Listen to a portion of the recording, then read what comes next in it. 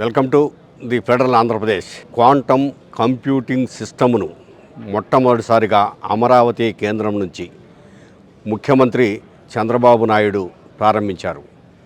Quantum కంప్యూటర్లు అమరావతి వేదికగా SRM యూనివర్సిటీలో తయారవుతాయి. ఇక్కడ పరిశోధనలు కూడా జరుగుతాయి.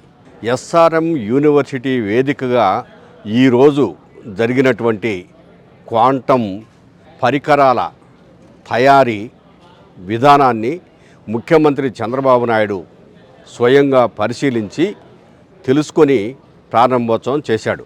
యూనివర్సిటీలో పరిశోధన కేంద్రం లోపలికి వెళ్ళి పరికరాలన్నింటినీ చూసి ఎలా జరుగుతుంది, ఎలా దీనిని తయారు చేస్తారు, వచ్చిన స్పేర్ పార్ట్స్ను ఇక్కడ ఎట్లా క్వాంటమ్ కంప్యూటర్గా మారుస్తారనే వివరాలు ఇక్కడికి వచ్చినటువంటి ప్రధానంగా ప్రొఫెసర్లను అడిగి తెలుసుకున్నారు.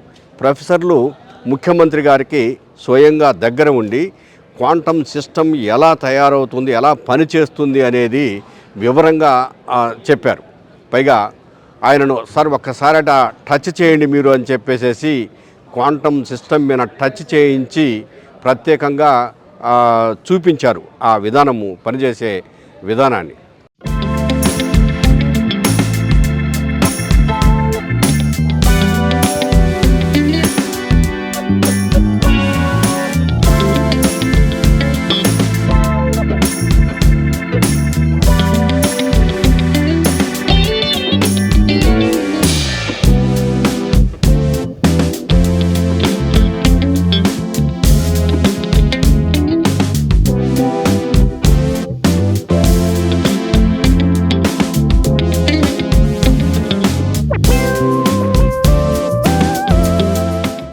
-269 ఈ క్వాంటమ్ సిస్టమ్ పనిచేయటం మొదలవుతుందని చెప్పేసి చెప్పారు.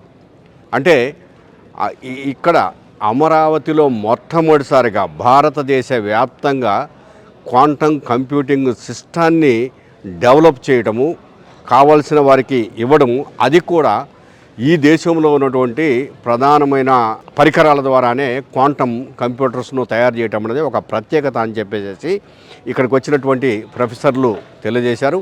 కామ్కోటి నుంచి వచ్చినటువంటి ఐఐటి ప్రొఫెసరు, ఇంకా చాలామంది ప్రొఫెసర్లు దీని గురించిన వివరాలన్నీ ప్రత్యేకంగా చెప్పారు. అట్లాగనే ఈ క్వాంటమ్ కంప్యూటర్స్ విధానము, తయారీ విధానము దేశంలో మొట్టమొదటిసారిగా ఇక్కడి నుంచే ప్రారంభించడము, ఈ గొప్పతనాన్ని అమరావతి వేదికగా తయారు చేయడాన్ని పలువురు అభినందిస్తున్నారు. ముఖ్యమంత్రి చంద్రబాబు నాయుడు ఈ క్వాంటమ్ కంప్యూటర్స్ను ప్రారంభించిన తర్వాత ప్రొఫెసర్లందరినీ కూడా అభినందిస్తూ వాళ్లను శాలువాలతో సన్మానించి కార్యక్రమం విజయవంతమైనందుకు అందరికీ ధన్యవాదాలు తెలిపారు. ప్రధానంగా ఇక్కడ ఒక ఇద్దరు విద్యార్థులు క్వాంటమ్ కంప్యూటర్ సిస్టమ్ ఎలా పనిచేస్తుందనే దాన్ని క్లియర్ కట్గా వాళ్ళ మాటల్లో కూడా వివరించారు. ఆ మాటలను కూడా ఒకసారి మీరు వింటే ఎలా క్వాంటమ్ కంప్యూటర్ పనిచేస్తుంది, ఎస్ఆర్ఎం యూనివర్సిటీలో ఆ విధానం ఎలా ఎస్టాబ్లిష్ అవుతుందనేది వాళ్ళ మాటల్లో నుంచి బయటకు వస్తుంది. హాయ్ ధరణి, ఎలా ఉన్నారు? బాగున్నారా? బాగున్నాను మూర్తి, మీరు ఎలా ఉన్నారు? బాగున్నాను. ఏంటి మీకు తెలుసా క్వాంటమ్ కంప్యూటింగ్ వస్తుందని కాలేజ్లో? అవును అంటున్నారు, కొద్ది రోజుల నుంచి విన్నాను నేను కూడా. మరి మీకు వెళ్ళారా ఒకసారి, కలిసారా, అసలు వెళ్ళి చూసారా ఏం జరుగుతుందో ఏంటో? లేదు, మీకు ఏమైనా ఐడియా ఉందా దాని గురించి?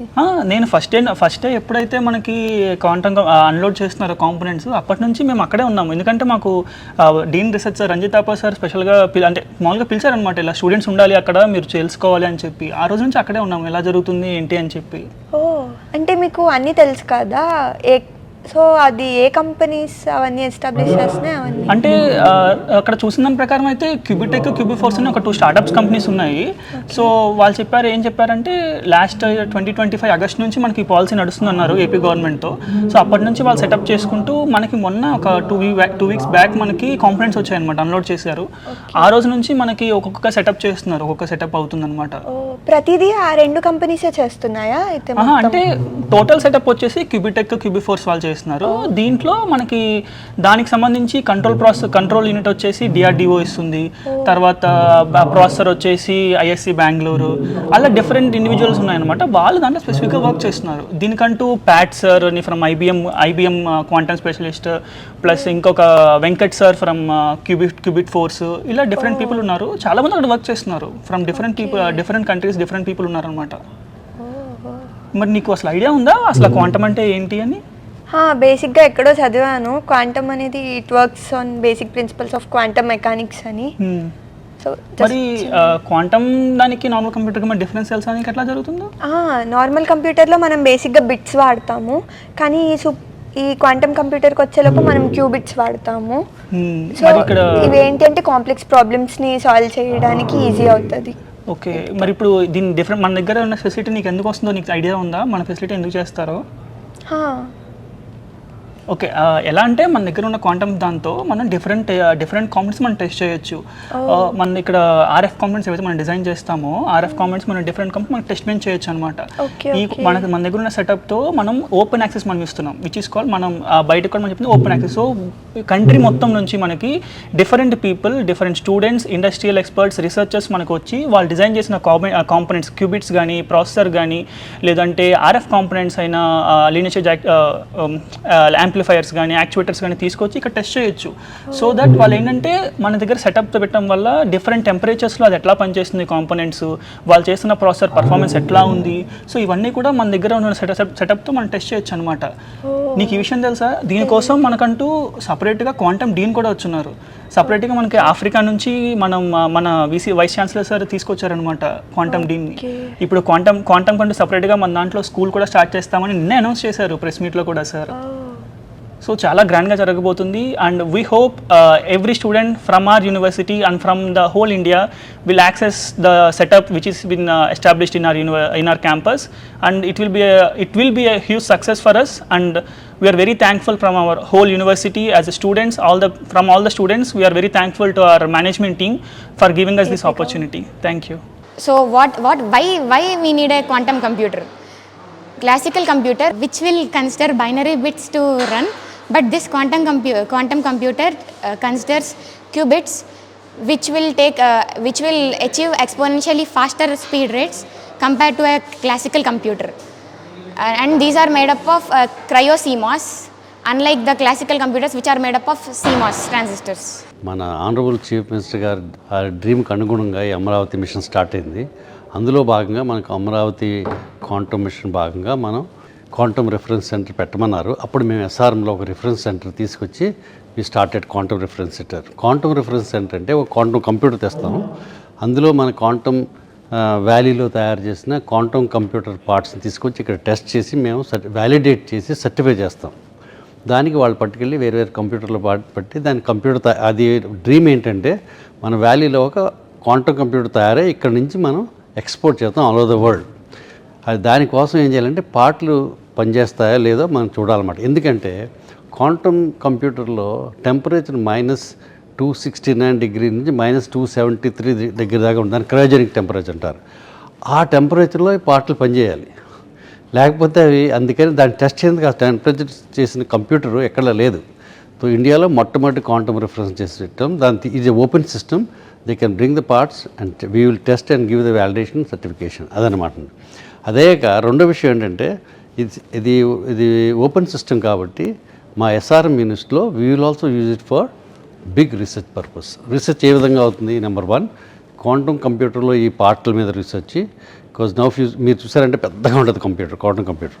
కానీ ఇప్పుడు రీసెర్చ్ చేసి దట్ యాజ్ లైక్ మన క్లాసికల్ కంప్యూటర్ చూసారా, మీరు మొట్టమొదటి క్లాసికల్ కంప్యూటర్ చూసారంటే ఒక రూమ్లో ఉండేది, అది మన పాకెట్లోకి వచ్చేసింది ఇప్పుడు. సో క్వాంటమ్ కంప్యూటర్ కూడా రాబోయే కాలంలో ఇట్ విల్ బికమ్ స్మాల్. దానికి ఎవరు దోహదం చేయాలి? మన అకాడమిక్ ఇన్స్టిట్యూషన్లో రీసెర్చ్ చేసి మా ప్రొఫెసర్లు మా స్టూడెంట్స్ అందరూ కలిసి దాన్ని డెవలప్ చేసి మినియేచర్ ఫామ్లో తీసుకురావాలి. దానికి రీసెర్చ్ అవుతుంది. ఇంత మురుపు ఏమైందంటే అవన్నీ బయట అయ్యేవి బయట దేశాల్లో. అండ్ క్వాంటమ్ వ్యాలీ వల్ల ఏమైందంటే ఈ ఇనిషియేషన్ మనం బయట వాళ్ళు చేసే ముందే మనం స్టార్ట్ చేసాం ఇక్కడ. So it's the first step towards developing quantum computer in India. And ఇప్పుడు చూసారంటే క్లాసికల్ కంప్యూటర్లో ఏమైందంటే మనం క్లాసికల్ కంప్యూటర్లో మనం మనం ఓన్లీ ఇంజనీరింగ్ తయారు చేసి ఎక్స్పోర్ట్ చేస్తున్నాం, not the computers. Now quantum computer మన SRM research institution like SRM university, Quantum Valley, startup companies like many other companies have come 50 or 60 అందరం కలిసి మేము తయారు చేసి మన హార్డ్వేర్ ఫర్ క్వాంటమ్ కంప్యూటర్ ఇక్కడ తయారవుతుంది.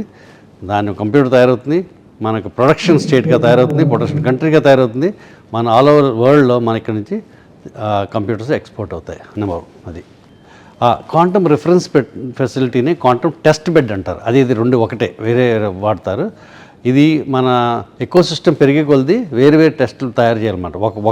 ఒకటి పెట్టాం, ఇంకోసారి ఇంకోటి పెట్టాలి. అలాగే మేబీ ఇన్ ఫ్యూచర్ మా expected projected demand is that we may have 50 such quantum beds in SRM university. Quantum computer, quantum reference facility ఈ రెండు డిఫరెంట్ అనమాట. క్వాంటమ్ కంప్యూటర్ అంటే మనం గణన లెక్కలు అత్యున్నత స్థాయిలో చాలా వేగంగా చేయడానికి ఉపయోగించే ఒక మిషన్.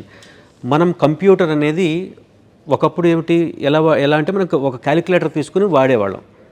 పెద్ద ఒక 3 డిజిట్లు ఇంటూ 3 డిజిట్లు చేయాలంటే 300 ఇంటూ 300 అంటే గమ్ముని చెప్పలేని వాళ్ళు క్యాలిక్యులేటర్ వాడేవారు. కానీ క్వాంటమ్ రీసెర్చ్ ఫెసిలిటీలో ఈ క్వాంటమ్ కంప్యూటర్లో వందలాది నెంబర్లు, వేలాది నెంబర్లు, డెసిమల్ తర్వాత లక్షలాది నెంబర్లు వచ్చే వరకు అంత ఖచ్చితమైన గణన అతి తక్కువ సెకండ్స్లోనే గణన జరుగుతుందన్నమాట. ఇది ఇటువంటి క్వాంటమ్ కంప్యూటర్లు మన ప్రపంచంలో చాలా తక్కువ ఉన్నాయి ఇంతవరకు. కానీ మన నేషనల్ క్వాంటమ్ మిషన్ ద్వారా ఏంటంటే మనం క్వాంటమ్ కంప్యూటర్స్ తయారు చేయించాలి మన దేశం నుంచి అనేటువంటి ఒక సదుద్దేశంతో అమరావతి క్వాంటమ్ వ్యాలీ నుంచి ఈ క్వాంటమ్ కంప్యూటర్లు తయారు చేయాలంటే దానికి ఏం కావాలి, కొన్ని పరికరాలు కావాలి. ఆ పరికరాలని తయారు చేయడానికి రకరకాల కంపెనీలు ఉన్నాయి. ఇప్పుడు దాదాపు 100 కంపెనీలు వాళ్ళు పరికరాలు తయారు చేస్తున్నారు. ఆ పరికరాలని ఇక్కడ టెస్ట్ చేస్తారనమాట మనకి పెట్టిన ఫెసిలిటీలో. ఆ టెస్ట్ చేసి మనం సర్టిఫై చేసిన తర్వాత క్వాంటమ్ కంప్యూటర్ తయారీకి అనువైనవిగా ఉంటే వాటితో క్వాంటమ్ కంప్యూటర్ తయారు చేస్తారు. ఈ క్వాంటమ్ కంప్యూటర్కి తేడా చాలామందికి ఇంకా కొత్త కాబట్టి తెలియడం లేదు. అదేమిటంటే కంప్యూటర్లో మనం వాడేది బిట్ల రూపంలో ఉంటుంది. మన డేటా అంతా బిట్ల రూపంలో స్టోర్ అవుతుంది. బిట్ అంటే 0 కానీ 1 కానీ, ఒక స్విచ్ అనమాట. ఆన్ ఆఫ్ అలా మనం ఏదైనా ఒక డేటా, ఒక సినిమా స్టోర్ చేయాలనుకోండి, ఆ సినిమా అనేది 01011010 అలాగా పెద్ద డేటా కింద స్టోర్ అవుతుంది. అదే దాని బిట్ అంటాం మనం, దాని యూనిట్ బిట్ అనమాట. కానీ క్వాంటమ్ కంప్యూటర్లో దీన్ని క్విబిట్ అంటారు. QIBIT క్విబిట్ అంటే ఏంటంటే ఒకే స్థితిలో ఒకేసారి 0, 1 కూడా ఎగ్జిస్ట్ అవ్వగలవు. ఉదాహరణకి ₹1 కాయిన్ తీసుకోండి, దాన్ని ఇలా పైకి ఎగరేసాం అనుకోండి, ఆ పైకి ఎగరేసినప్పుడు తిరిగేటప్పుడు దాని స్థితి ఏంటంటే ఎవరు చెప్పలేము మనం. కానీ దానికి స్థితి ఉంది ఖచ్చితంగా. కానీ మన స్థితి తెలుసుకోవాలంటే ఏం చేయాలి, చేతి మీద వేసుకుని చూసేటప్పటికి దానికి ఒక స్థితి ఏర్పడుతుంది. అది 1 లేదా బొమ్మ లేదా బొరుసు. ఇలాగ అబ్జర్వ్ చేసినప్పుడు మాత్రం అది క్లాసికల్గా అయిపోతుంది అనమాట. అది మనం అబ్జర్వ్ చేయగలం. అబ్జర్వ్ చేయలేనప్పుడు అనేక స్థితుల్లో ఉంటుంది. ఈ క్విబిట్లు అనేవి ఈ సూపర్ పొజిషన్ అంటారు. క్వాంటంలో 2 కాన్సెప్ట్లు చాలా important, super position, entanglement. Super position అంటే ఒక వస్తువు యొక్క స్థితి అనేక విధాలుగా ఉంటుంది, మనం లెక్క పెట్టలేనన్ని అంతగా ఉంటుంది. మన విశ్వంలో ఉన్న టెంపరేచర్ అంతరాళంలోకి వెళ్ళిపోతే -269 డిగ్రీలు ఉంటుంది. -269 మంచు ఆ నీరు గడ్డకట్టేదేమో 0 డిగ్రీలు అయితే మీరు ఊహించండి -269. -269 నుంచి ఇంకా కిందకి వెళ్ళిపోతారు, -273 దాకా వెళ్ళిపోతారు. అక్కడ ఇందులో ఉన్న అల్యూమినియం అనే మెటీరియల్ సూపర్ కండక్టర్ కింద మారుతుంది. మామూలు కండక్టర్స్ ఏంటి, రాగి, గోల్డ్, ఇవన్నీ మామూలు కండక్టర్స్. వాటిని అతి శీతలీకరణ చేస్తే అవి సూపర్ కండక్టర్స్ కింద మారిపోతాయి. సూపర్ కండక్టర్స్లో ఎలక్ట్రిసిటీకి నిరోధం ఉండదు, ఎలక్ట్రాన్లు తిరుగుతూనే ఉంటాయి, కరెంటు పోవడం అనే సమస్య ఉండదు.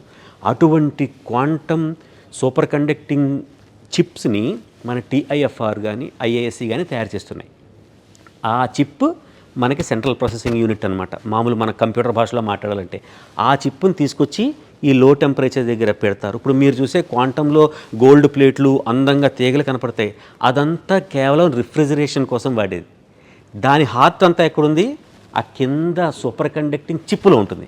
ఆ చిప్పును కూల్ చేయడానికి పెద్ద పెద్ద గ్యాస్ సిలిండర్లు మీరు చూసారంటే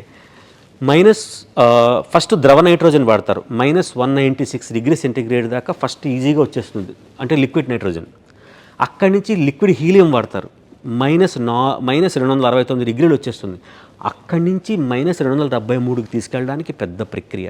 హీలియం 3, హీలియం 4 అనే 2 గ్యాసెస్ని మిక్స్ చేస్తారు. హీలియం 3 హీలియం 4లో కరిగేటప్పుడు మెల్లిగా ఆ సిస్టంలో ఉన్న వేడిని కూడా లాగేసి బయటికి పంపించేస్తుంది. రిఫ్రిజిరేషన్ కూడా అలాగే వర్క్ అవుతుంది మనకి. మన ఇంట్లో రిఫ్రిజిరేటర్ కూడా లోపల ఉన్న వేడిని బయటికి పంపడం వల్ల ఇక్కడ కూల్ అవుతుంది. మన బాడీ కూడా చెమట పట్టినప్పుడు చూడండి చల్లగా ఉంటుంది, అంటే వేడి బయటికి పోతే మనకు చల్ల అనిపిస్తుంది. అలాగే ఆ సిస్టంలో ఆ టెంపరేచర్ -269 నుంచి ఉన్న వేడిని కూడా బయటికి లాగేస్తారు. దాంతో అది -273 డిగ్రీ సెంటిగ్రేడ్, అంటే దాన్ని 15 మిల్లీ కెల్విన్ అంటాం మనం. ఆ టెంపరేచర్ దగ్గర నాయిస్ ఉండదు. ఇప్పుడు మనకి ఏ శబ్దం లేకపోయినా ఇక్కడ నాయిస్ ఉంటుంది. ఎందుకు ఉంటుందంటే అణువులు ఢీకుంటూ ఉంటాయి, దాన్ని రెజొనెన్స్ అంటారు. అణువులు చాలా వేగంగా కదులుతుంటాయి ఈ రూమ్ టెంపరేచర్ వల్ల. కానీ 273 సెంటిగ్రేడ్ దగ్గర మైనస్లో అణువులు చాలా స్థిరంగా ఉండిపోతే కదలవు. అవి కదలకపోవడం వల్ల నాయిస్ ఉండదు. నాయిస్ లేకుండా ఉండడం అనేది క్వాంటమ్ కంప్యూటర్కి చాలా ఇంపార్టెంట్. ఎందుకంటే ఈ క్విబిట్లు అనేవి ఇచ్చేటువంటి సిగ్నల్ ఉంటుందే, ఫ్రీక్వెన్సీ, అది చాలా చాలా చాలా టైనీ మైన్యూట్ ఫ్రీక్వెన్సీ. ఆ ఫ్రీక్వెన్సీ కొంచెం డిస్టర్బెన్స్ అయినా డిస్టర్బ్ అయిపోతుంది. సో ఈ డిస్టర్బెన్సెస్ అన్నీ పోవాలంటే ఖచ్చితంగా లో టెంపరేచర్ దగ్గరికి రావాలి, సిస్టమ్ మొత్తాన్ని కూల్ చేసి పెట్టాలి. సో క్విబిట్ అనేది మనకి ఒక సిగ్నల్ ఇస్తుంది. ఆ సిగ్నల్ మరి బయటికి తీసుకోవడం ఎలాగా అంటే మైక్రోవేవ్స్ వాడతాం మనం. ఒక మైక్రోవేవ్ని పంపిస్తాం మనం. క్విబిట్కి సాధారణంగా ఒక సహజ పౌనఃపున్యం ఉంటుంది, దానికి కంపన పరిమితి. మనం పౌనఃపున్యం అంటే ఫ్రీక్వెన్సీ. ఆ క్విబిట్ పౌనఃపున్యానికి మనం పంపేటువంటి పౌనఃపున్యం గిగాహెర్ట్జ్ రేంజ్లో ఉంటుందన్నమాట. మైక్రోవేవ్స్ అది 2 మ్యాచ్ అయితేనే దాని నుంచి మనకి ఇన్ఫర్మేషన్ వస్తుంది. పొరపాటున మనం వేరేది ఏదైనా ఇచ్చామనుకోండి, దానికి మ్యాచ్ కాకపోతే మనకి ఇన్ఫర్మేషన్ రాదు. అందుకని దాని నుంచి సిగ్నల్ తీసుకోవడం పెద్ద కళ. దానికోసమే DRDO ఏం చేసింది, క్వాంటమ్ కంట్రోల్ యూనిట్ ఒకటి తయారు చేసింది. ఇలా ఒక్కొక్కళ్ళు తలో చెయ్యి వేస్తే తయారైనటువంటిది క్వాంటమ్ రిఫరెన్స్ బెడ్ కానీ క్వాంటమ్ కంప్యూటర్ కానీ. సో ఇవి ఈ ఖచ్చితంగా క్వాంటమ్ ఎరా మొదలైపోయింది. మన అమరావతి క్వాంటమ్ వ్యాలీ నుంచి క్వాంటమ్ కంప్యూటర్ల తయారీ ఎంతో దూరంలో లేదు, చాలా త్వరగా తయారవుతాయి. ఇది నాంది అనమాట ఈరోజు జరిగింది. ఈ బేసిక్గా ఉన్న టెక్నాలజీ అంతటినీ చాలా సరళంగా చెప్పడానికి ప్రయత్నించాను. I hope this helps. Thank you.